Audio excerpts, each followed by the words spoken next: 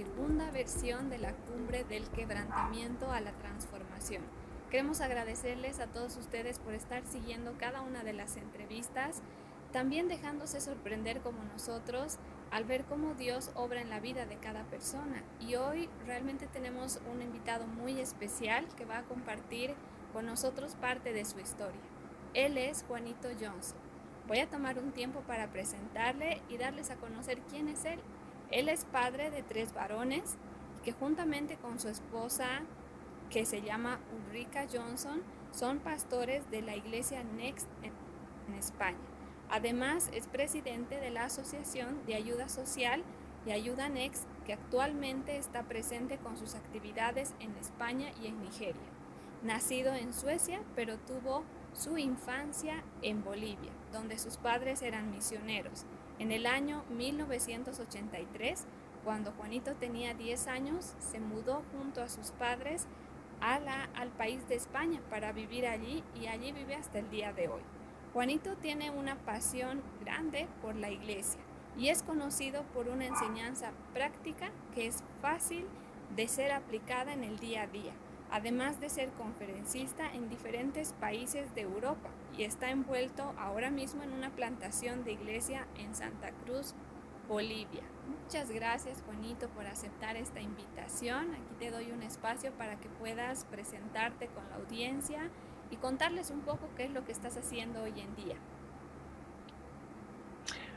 Hola a todos, estoy encantado y siento que es un gran privilegio poder ser parte de este segundo año de Cumbre 2022. Estoy emocionado de conocer nuevos amigos y de verdad, si pueda ser de inspiración, de ayudar a algo, encantado.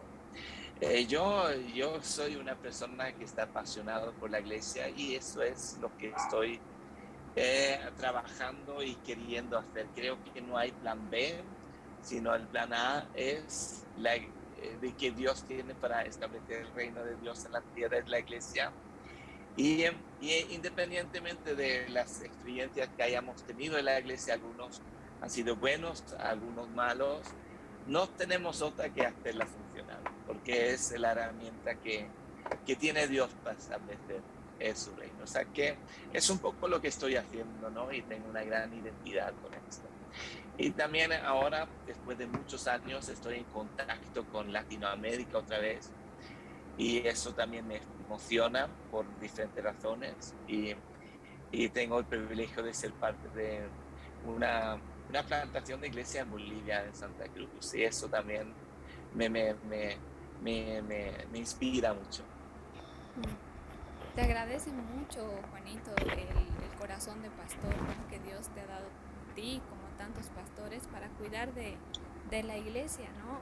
La iglesia apasiona el corazón de Jesús y creo que el trabajo de pastor es un trabajo muy, muy importante y dedicado, ¿no? Así que esperamos que sea siempre el Señor ayudándote a desarrollar y desenvolverte en todas estas actividades y también así en el proyecto que está en tu corazón, ¿no?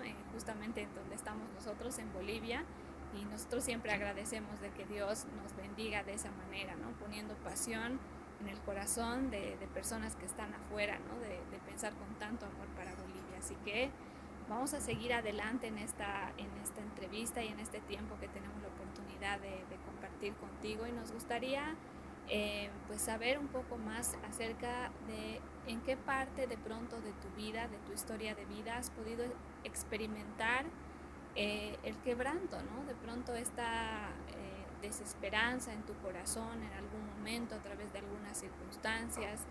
¿Qué historias podrías contarnos en ese sentido, Juanito? Eh, Mira, yo voy a centrar esta pregunta en diferentes encuentros que he tenido con diferentes personas. Yo crecí en una familia con mucho amor. Eh, yo recuerdo que mi primer pensamiento es que todos conocían a Dios y eso era no normal de recibir amor de sus padres. Mis padres, aunque yo nací en Suecia, mis padres mudaron a Bolivia cuando tenía 6 meses en los años 70, que era un poco me era más dramático hacer estas mudanzas, ¿no? Pero un niño siempre está bien cuando están con sus padres, y yo he sido tan privilegiado de tener dos padres que han sabido mostrar y dar amor incondicional, ¿no? Y entonces, para dar este trasfondo que yo he recibido un crecimiento muy seguro, ¿no?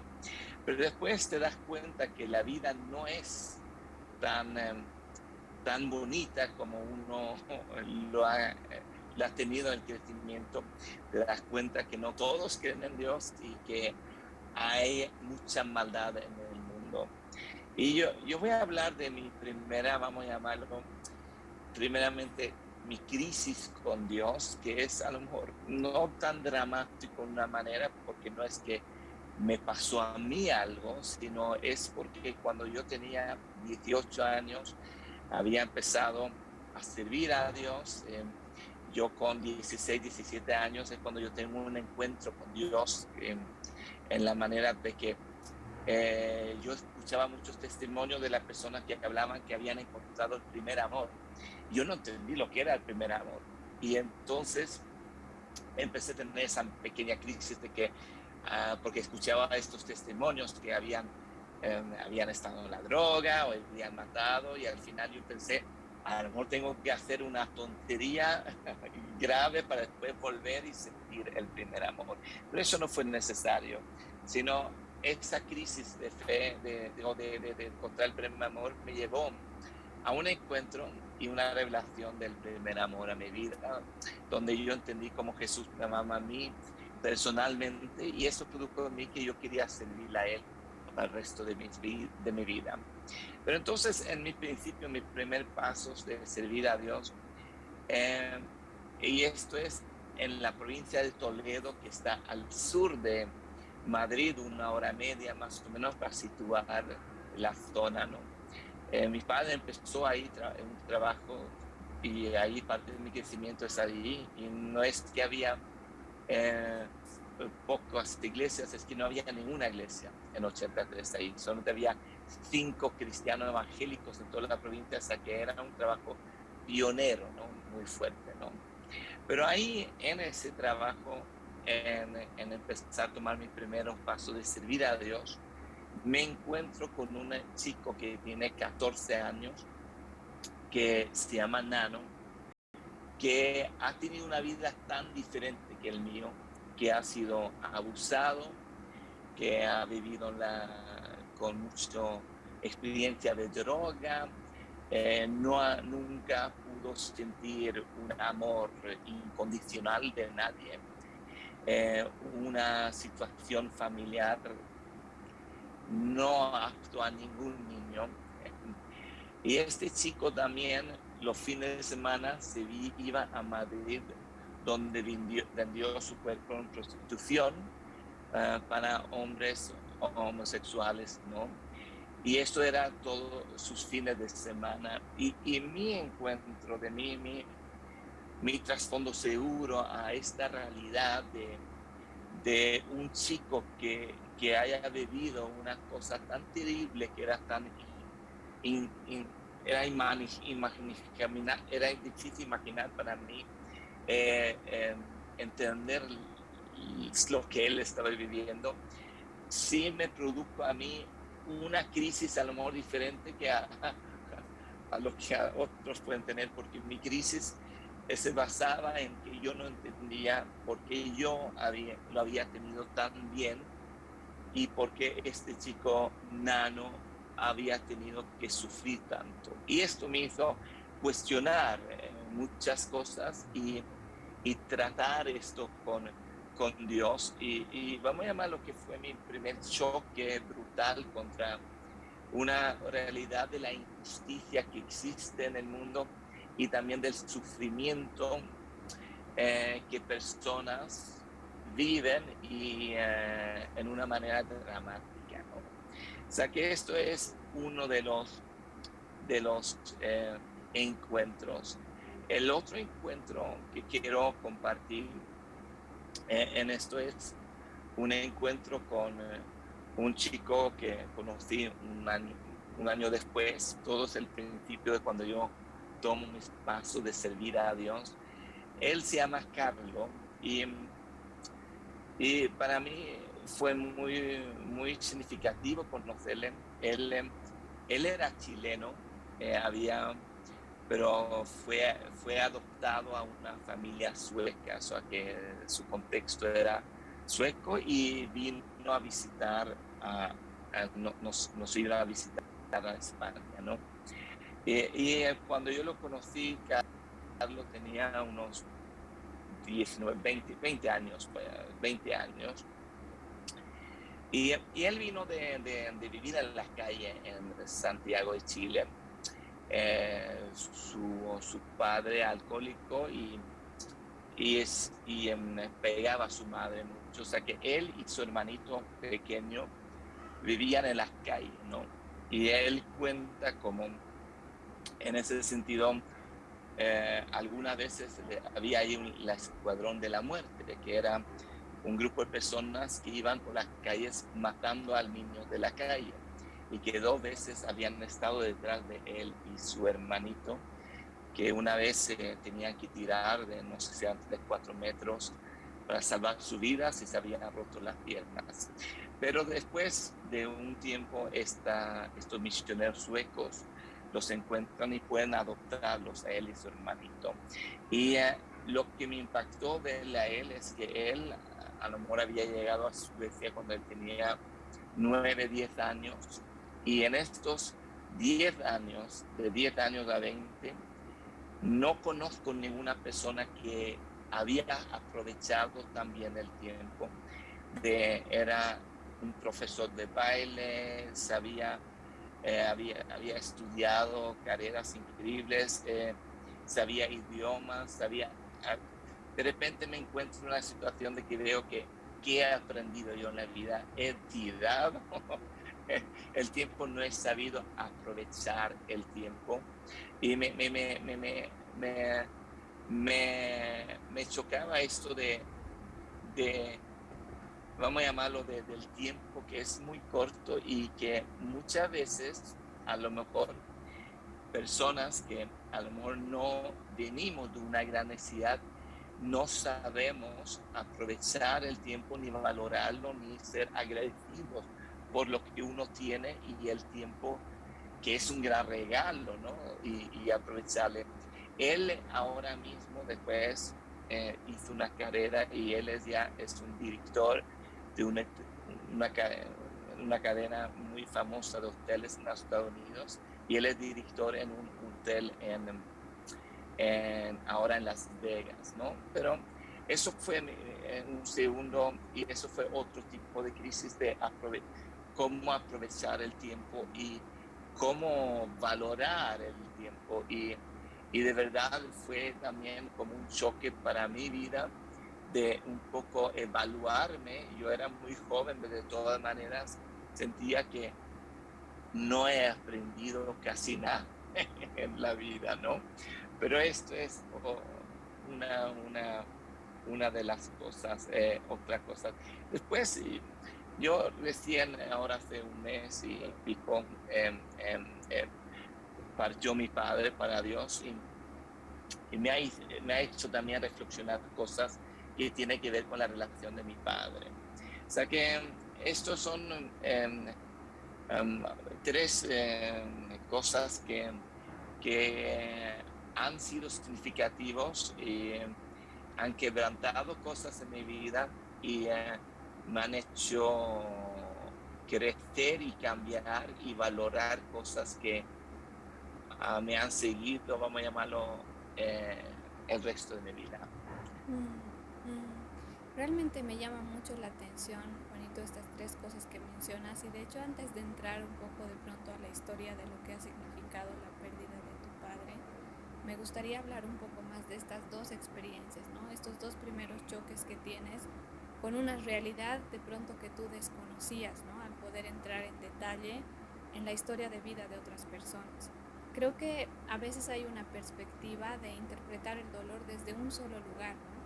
Tal vez, como tú dices al principio, tal vez no he sufrido en el nivel de sufrimiento que otros, pero también eso nos hace recapacitar de pensar que no podemos minimizar, ¿no?, el quebranto ni la forma en que Dios utiliza quebrar a las personas o cómo utilizar el dolor para transformarles, ¿no? De pronto el tipo de quebranto que tú has experimentado era lo que Dios en su sabiduría considera que es conveniente para trabajar en tu vida, ¿no? Entonces, a veces nos queremos poner siempre en una posición de que debería haber mucho drama o mucho dolor para que Dios haga algo, y también es salir de esa idea, ¿no? De esa idea un poco fantasiosa, ¿no? Porque he hablado yo con muchos Sí, hijos de pastores que dicen, es que he crecido en la iglesia, ¿no?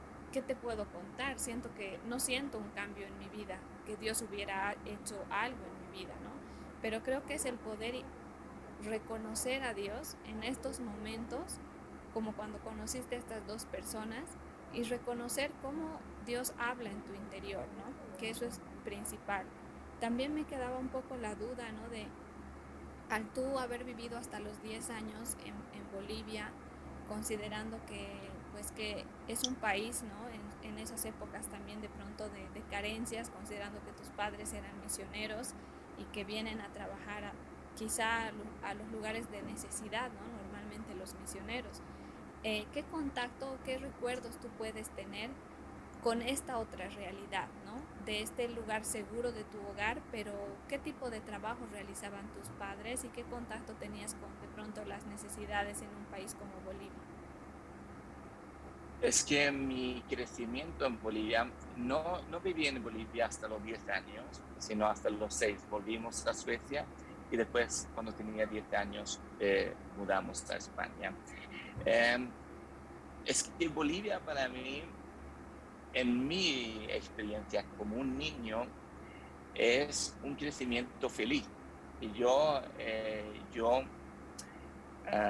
tengo curiosamente, aunque no he estado en contacto en Bolivia desde hace solamente 5 años, desde los 6 años a que tengo una gran identidad de que yo crecí ahí y me siento orgulloso de mi pasado ahí. Y de verdad mi madre trabajaba mucho porque ella es enfermera, ella trabajaba en proyectos de vacunación.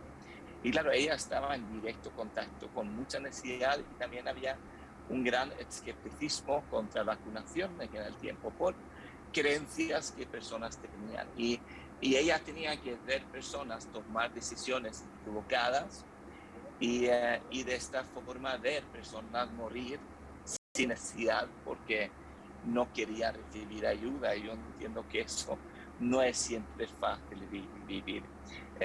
Con nosotros también, en esta parte de que vivimos ahí en Bolivia, teníamos una chica que vivía con nosotros. Antes de eso, pues sí, que mi padre trabajaba mucho en plantación de iglesias en las montañas. Y fue, claro, otra historia, otra vida. Él cuenta sobre cuando tenían bautismos ahí en las montañas, ahí, porque vivíamos en Cochabamba, de donde justamente tú me estás haciendo la entrevista. Entonces, claro, ahí para un bautismo la gente estaba preparada a andar 2 días ida y después 2 días vuelta a su casa, que era otra realidad, otro tiempo, ¿no?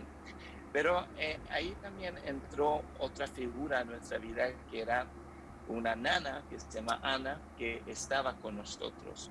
Y eso es otra historia muy curiosa porque ella cuando entró en nuestra familia, justo antes, había estado muy mal, muy enferma y todos pensaron que iba a morir. Ella tenía 2 hijas de 1 año y 4 años.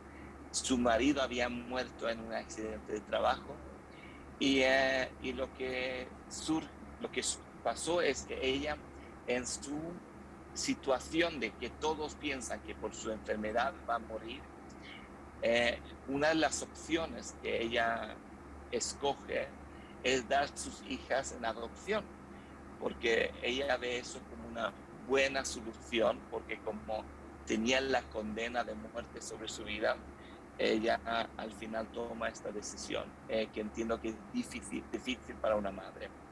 Y entonces lo que pasa en un mes es que ella se recupera y se pone bien y llena de salud. Y pero con el dolor que ha perdido 2 hijas porque ya no tiene ningún derecho legal a tener relación con estas hijas otra vez.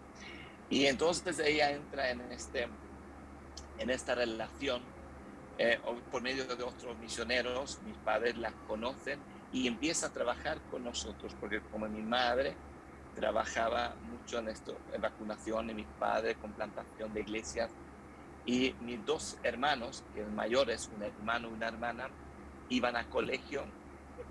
Yo necesitaba mucha ayuda para que alguien me cuidara. Y, y es bien curioso porque yo hace poco, en este mismo año, la busqué, la encontré y entiendo que, wow, que yo pudo ser una herramienta de dar lo que ella necesitaba en ese tiempo de dolor en su vida, de haber perdido sus hijas, en adopción, claro, pero de todas maneras. Y cuando se dice que me cuidaba como si fuera su hijo, ya no es un decir, sí, era una realidad. Y por eso a lo mejor esto se había quedado en mí, aunque yo fuera un niño, esa necesidad de reencontrar y buscar a ella. O sea que Ana es una gran parte de mi crecimiento en Bolivia. Y claro que recuerdo mucho a ella, y ella me llevaba ahí en la espalda como un buen cochabambino, un niño ahí cuando ella hacía las tareas en la casa. Pero claro, yo como hijo, o niño, mejor dicho, vivir en Bolivia era lo mejor para mí. Pero hay otra anécdota que cuando yo tengo un año, y a lo mejor por eso amo tanto a los bolivianos y a Bolivia, nosotros en la primera casa que vivíamos no teníamos agua potable, y entonces había una cisterna debajo del césped y había que comprar un camión de agua para rellenarlo de vez en cuando. Pero claro, había que comprar todo el camión y la cisterna era más pequeña, y entonces teníamos barriles también alrededor. Y entonces cuando vino este camionero y llenó la cisterna y todos los barriles, yo tendría un año y yo estoy ahí andando. Mis padres no están, está solamente la que me cuidaba. Y cuando el camionero va al camión para cerrar el agua y todo, y después vuelve al pozo, ¿no? Que llega a la cisterna, y justo va a tomar y poner la tapa ahí y cerrarlo. Él ve unas piernas que se alejan en el agua ahí, que eran mis piernas, y me sube y me salva la vida. Después Ana, que es la niñera ahí, se pone muy nerviosa porque no están mis padres, y encuentra 5 pesos ahí en una mesa, y da esos 5 pesos a este camionero que me salva la vida. O sea que a veces, en medio broma, pues, se suele decir que alguien ya puso el precio de mi vida a 5 pesos. Pero eso, pero hay un, hay un hombre que yo no sé si está de vida, que me salvó la vida con 1 año. Pero de verdad, a la necesidad, yo no experimenté esa parte. Yo solamente lo sabía porque claro, después de 6 años tú tienes tu relación con tu padre y me cuentan todas las cosas. No sé si te he contestado las preguntas, pero yo historias tengo miles. No, sí, totalmente, ¿no? Y eso nos deja un panorama claro para entender también el impacto que ha tenido conocer a estas dos personas ya entrando a la juventud, ¿no? En esta edad o cuando conoces a estos dos muchachos, ¿no? Nos da una idea más clara de entender que realmente el escuchar esas historias para ti era algo nuevo, ¿no? Como dices, inimaginable, ¿no? Un dolor que no puedes de pronto comprender cómo ha impactado eso emocionalmente, cómo has podido empatizar con sus historias sin haber tenido esta experiencia previa de dolor, ¿no? y de entender de pronto sus historias. Claro, el contexto es que, claro, una cosa es que uno conoce necesidad porque lo sabe de televisión y claro, yo de los 6 años hasta los 18 años he vivido en Suecia y en España en Madrid, en un contexto donde a lo mejor no estás expuesto al dolor en una manera tan cercana en ese sentido. Aunque tú escuchas lo que mis padres habían trabajado, de todas maneras, y sabes de situaciones, pero son muy, en una manera, no son cercanos a ti, están un poco lejos en este sentido. Y por eso a lo mejor cuando tú empezaste a tomar tus primeros pasos a tú mismo, ser vamos a llamarlo, persona que quería servir a Dios y vivir para personas, que era mi deseo y era lo que había escogido. Estos, a lo mejor, estos 2 primeros encuentros, a lo mejor, aunque uno ha visto cosas más, vamos a llamarlo, brutales, dramáticos después, pero como fueron en el inicio, a lo mejor fue lo que a lo mejor pudo ajustar cosas en mi vida más, pudo, sí, vamos a llamarlo, hacer un trabajo en mí de una forma para poner una base, ¿no? Y a lo mejor eso sería el contexto a la hora de encontrarme con estas 2 historias. Pero sí, las enseñanzas que he aprendido de estas creo que me han servido en una manera fuerte. Otra cosa que podría, que tiene que ver con un poco toda mi historia, porque claro, por mi parte, yo voy a hablar otra anécdota de, de mi vida, que también suena un poco raro, pero tiene un gran sentido porque son enseñanzas que me han ayudado el resto de mi vida. Y es porque cuando yo recién llegué a Suecia desde Bolivia, eh, entonces, claro, el contexto sueco pensaba que yo era algo raro porque había vuelto de Bolivia y cuando empecé en el preescolar, toda la clase me llamaron gorila, los chicos especialmente, y yo siempre vivía a casa llorando. Y, y, uh, y esto en el contexto de una persona de 6 años, ¿no? Y ahí se ve cómo de importante es lo que tú hablas a una persona de 6 años. Y yo tenía una madre súper sabia y ella, lo que ella me dijo así con 6 años, porque eso fue bastante dramático para mí, porque era como entrar en una nueva cultura. Era sueco, pero nunca había vivido ahí, solamente meses, y que no me aceptaron en ese sentido. Incluso me dieron un tipo de bullying, pero no era muy serio, era más, ¿entiendes? Este es diferente, vamos a llamar gorila. Eh, pero claro, mi madre me dijo, ellos no saben que te hacen daño. Y al final esto entró en mi corazón de entender que ellos no entienden que me hacen daño. Y después el día siguiente de que mi madre había hablado esto, cuando me llamaron gorila, yo dije, vale, pues seré un gorila para ellos. Y entonces cuando me llamaron gorila, yo me hice como un gorila y de repente todos se rieron y al final éramos mejores amigos el resto del año, ¿no?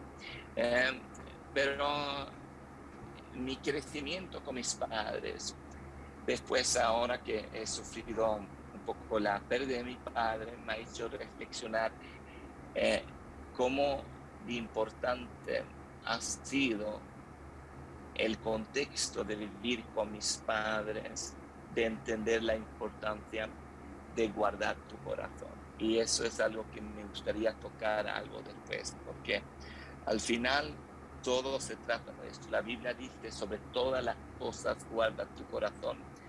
Y eso no es solamente cuando vivimos cosas dramáticas, la vida no es fácil para nadie y cada persona va a vivir cosas donde va a tener que escoger qué hacer con su corazón.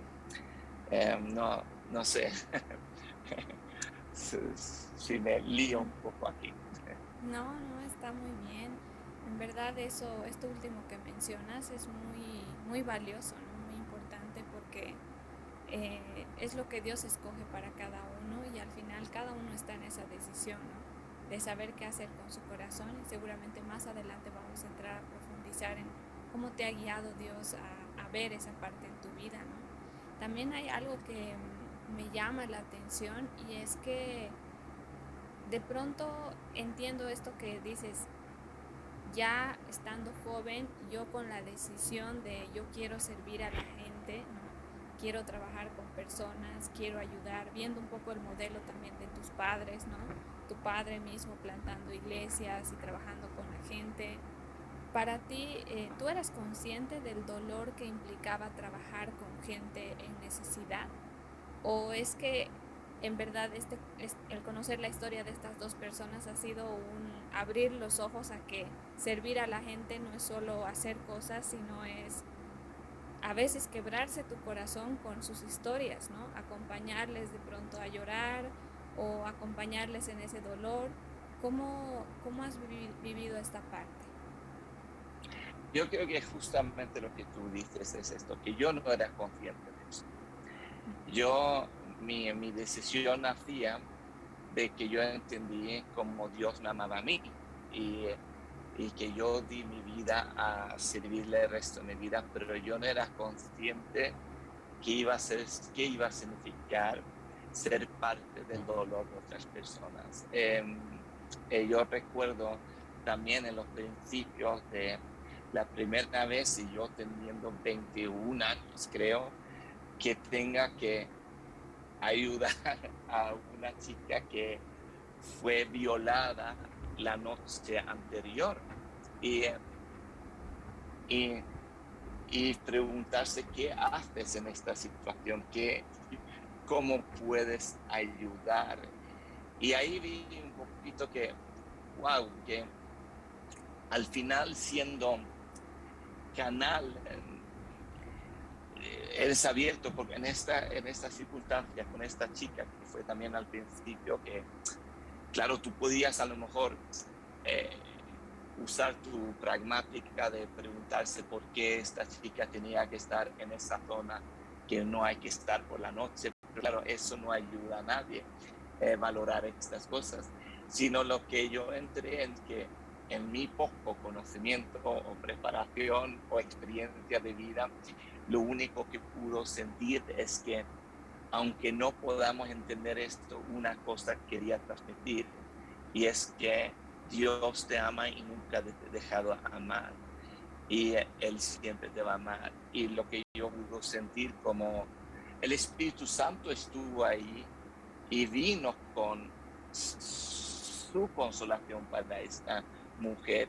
Y esa consolación no estaba basada en mi preparación de conocer psicológicamente cómo ayudar a una persona así, sino estar y dar mi disposición